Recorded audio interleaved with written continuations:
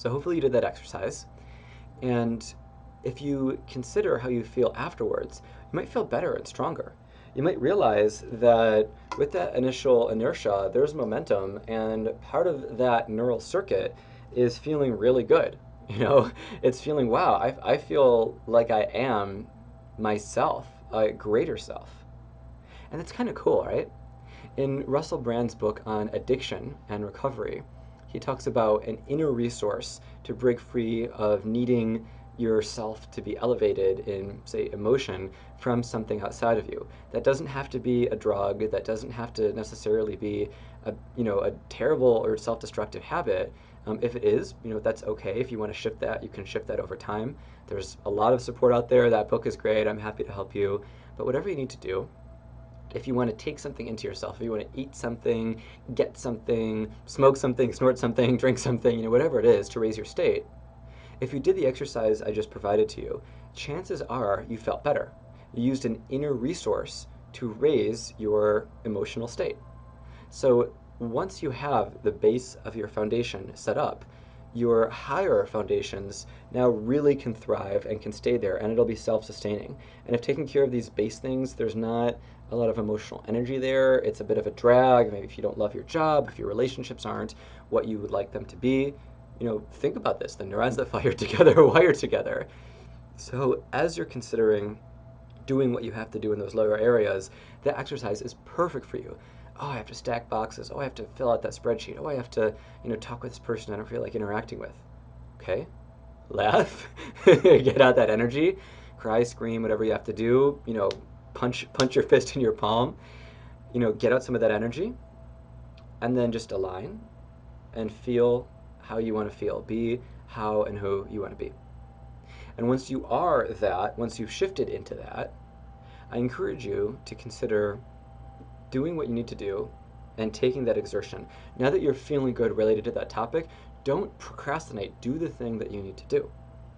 And the key to having this pyramid of something that leads to self-transcendence, of becoming one with source, unlocking all the magical abilities, because you're not changing reality, you are reality, and reality is changing in high magic.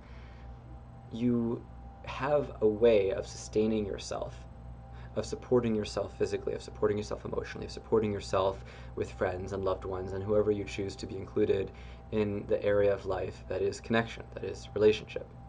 And even if you have to practice this exercise constantly, do it until you can't anymore. Lay down, do some breathing exercises, play some inspirational music, build yourself back up. Right? If you want yourself to do something for an hour, and you know that's essential for a pyramid, but you have stuff come up, you don't feel energized, you don't feel happy or good, or whatever it is, this exercise that involves you responding how you want to respond and getting in a better state. And the more you practice this, you'll be able to do it for more than 5 minutes. Maybe you popped in there and did it for an hour or two, or 20 minutes, or some longer chunk of time. But whatever you need to do, when you think about exerting an hour of effort in something you didn't like, well, again, you're shifting to intrinsic, inner resource. Your joy is independent of that thing, of that person. If you can get your joy to where it needs to be, you're joyful regardless of whether you have to, shovel excrement or, anything out there. And I threw like kind of a weird, icky example because how many of us really want to do that? But if you can be joyful doing that for an hour, chances are you can be joyful doing a lot of other things. One way I use this recently, just for a little storytelling time, is in a lot of life experiences, I like to live life voraciously and very intensely.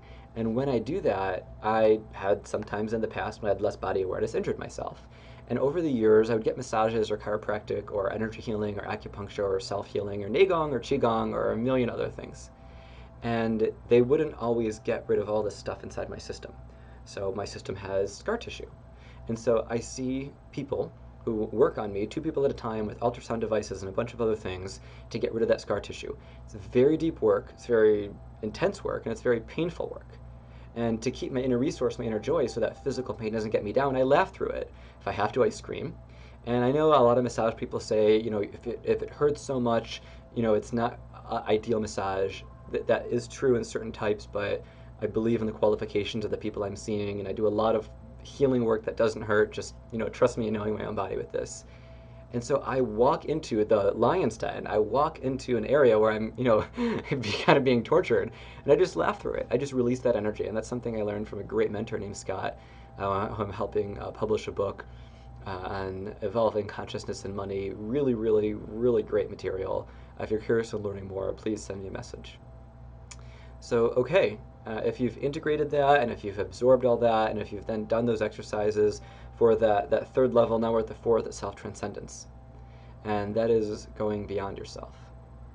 And as wonderful and spiritual and floaty and flowy as that can be, you can also break that down.